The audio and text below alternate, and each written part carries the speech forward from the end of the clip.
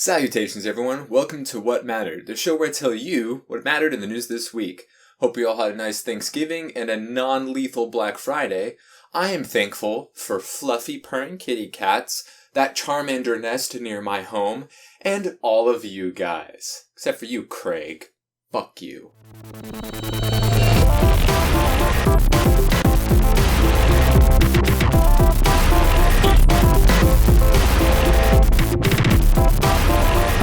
Now, until the end of the month, Pokemon Go is in a double XP and Stardust event as a thank you, Thanksgiving kind of pseudo event. But we also have some insider information from a Starbucks employee about what might be happening next month. According to a promotional email about how to get more customers into Starbucks with things like Groupon and, short-term deals.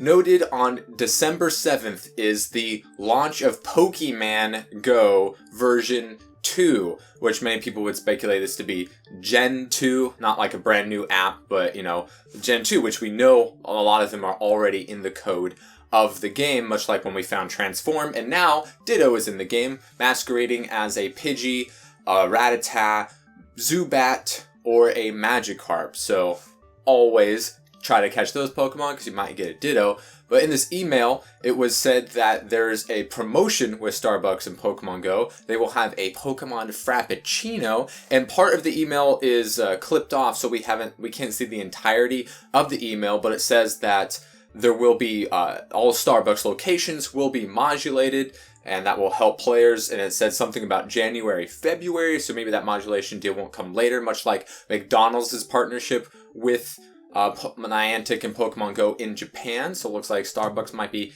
getting in on that, which is great because there's 1,000 billion Starbuckses everywhere, much like McDonald's is, except even more so. So everyone's going to be able to do something with that, if there's something special that, maybe only happens at Starbucks or only more commonly found at Starbucks. The legitimacy of this email seems to be rather decent based off of the other Starbucks-centric info that has come and gone and from the past couple of months as far as promotions go.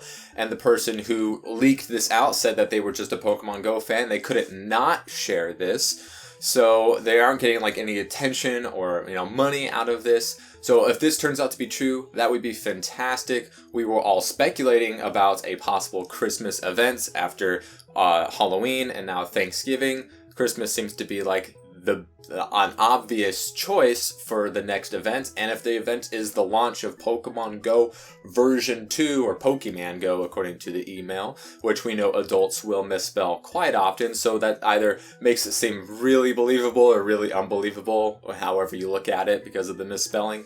So yeah, that would be pretty awesome because I want to catch them all. Speaking of Christmas events, Overwatch is going to be getting a Christmas event, which is to no surprise after the super duper successful Halloween event and the Summer Olympics event. This seemed like a no-brainer. They were people who, of course, go into the code and data mine, found new sound clips, new Christmas jingle music, as well as new Athena sound bites that allude to a new game mode called Arena, based off of what she says. There's new player interactions and all that good stuff. As I mentioned previously, when I talked to the Reinhardt voice actor Darren DePaul, he said that he recorded for 3 events. And when I talked about the Christmas event, he said that they weren't going with the idea that we both shared that Reinhardt would be Santa Claus and they'd be moving a payload sled. But he just said that they did decide to do something different. So yeah, there was going to be a Christmas event, no doubtedly. Who knows what the third event's going to be, if that's going to be like Valentine's Day or Easter or what have you. There's obviously going to be more events in the future because it's Blizzard and this game is super duper successful. You can get it on the cheap for $35 on a variety of different outlets out there online or in physical form on all the platforms. So definitely get that. if you haven't already. And we're going to be ho-ho-hoing our way to some sweet new loot, sweet new skins and emotes and all that good stuff, as well as a new event, which hopefully won't be as hard as Dr. Junkenstein's Revenge, but I did eventually complete that one as well. In other Overwatch news, we all know about the PC elitists when it comes to any cross-platform game and how they think that console players aren't very good at any video game ever because they're using a controller instead of the mustard race mouse and keyboard. Well, this was noted by a well-known Lucio player on console called DSP Stanky, and he decided, alright, I'm shitting on people on console, and everyone on PC says, yeah, you can never do that on PC, all our mustard would stop you.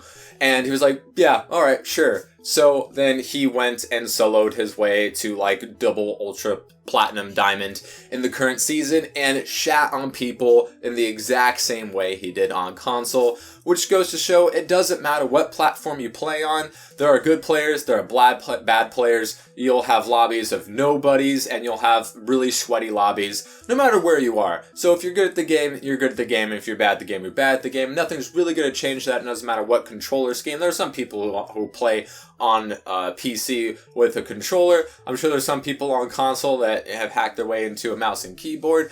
It's all the same game, and this DSP Stanky has showed us that, yeah, no, it's still the same game. So I'm gonna do crazy Lucio stuff, and it really is crazy. You should check out the video. I'll leave it in the description below, and it's pretty good. Just so, yeah. PC players, yeah, they aren't that much of a master race. Uncharted 4 has been giving us a lot of free map updates and weapon updates. The game is really fun. The multiplayer is some of the best gaming out there right now. And they've also announced that there will be the horde mode returning, a co-op 50-wave experience with a boss battle every 10 waves. So that makes it 5 bosses in total. There'll be objectives to complete, so anyone who played Uncharted 2 or 3's Horde mode should feel right at home. If you want to conquer this thing in style, you should add me on PSN. I call Elena, but we can do it together and have all kinds of fun because Uncharted is one of the best games. Uncharted 5, fantastic. The multiplayer, seamless, amazing, really, really fun and satisfying stuff. And a horde mode is absolutely right up my alley, so let's go kill some folks.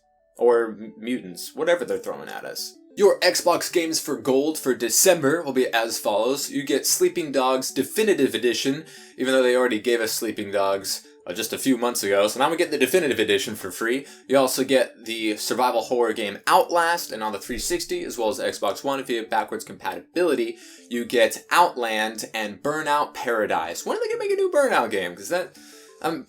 Paradise was not really my thing. I think open world doesn't really work for racing games, but hey, give us a new Burnout game. Criterion, that'd be fantastic. No news on PS Plus games for December, but I'm sure we'll be getting that in probably the next 2 days or so. So I'll keep you posted, and if you miss it, I'll let you know next week. Any Hootie and the Blowfish, that is what mattered this week. If you would like to know what matters in the future, one of these buttons will help you figure that out. One of these videos comes out every single Saturday. Hope you all enjoyed. Hope you have a nice rest of your holidays. I will be here giving you guys more content, and I can't wait to get to work. Anyways, have a nice one.